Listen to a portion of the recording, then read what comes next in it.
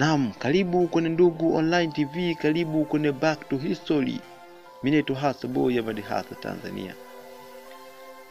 Karibu tuangalie historia ya mwanaharakati anayejulikana duniani kwa jina la Fidel Castro. Jina lake kamili naitwa Fidel Alejandro Castro Luz. Amezaliwa mwaka 1926 Agosti tarehe 13. Mama yake anaitwa Angel Maria. Alihamia Cuba kutoka kwenye nchi ya Uhispania.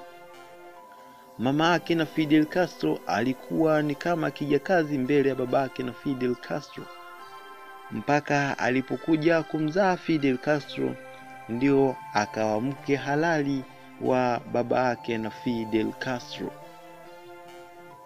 Fidel Castro alisoma shule ya Kikatoliki mjini Santiago. Hata hivyo, alishindwa na masomo na akapendelea sana habari za michezo. Alikuwa ni mtu anayependa michezo kuliko masomo.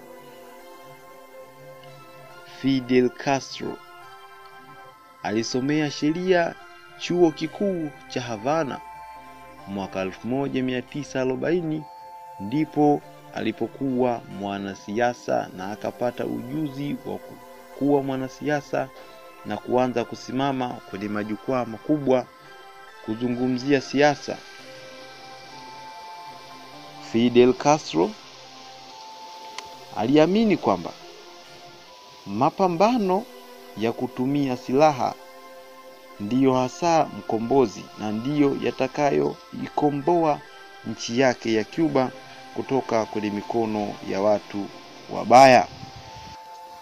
Fidel Castro kipindi anasoma chuo cha sheria aliwahi kukamatwa na kukaa gerezani kwa muda mrefu. Yote hayo yalisababishwa na yeye mwenyewe baada ya kuonekana ni mwanaharakati anayepinga serikali yake kwa sera zake na vitendo na ushawishi alikuwa akifanya.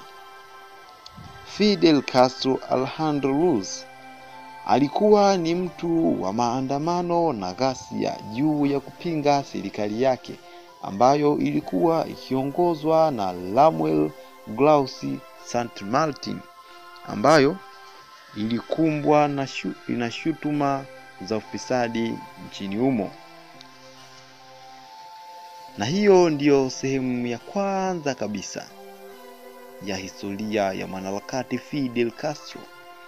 Usikose kutazama sehemu ya pili ya historia ya Fidel Castro. Asante kwa wewe ambaye umekwisha kusubscribe channel yetu ya Ndugu Online TV. Kwa wewe ambaye bado hujasubscribe, kisha gusa alama ya kengele, utakuwa ukipata notification kwa kile ambacho tutakuwa tumekusogezea. Asante.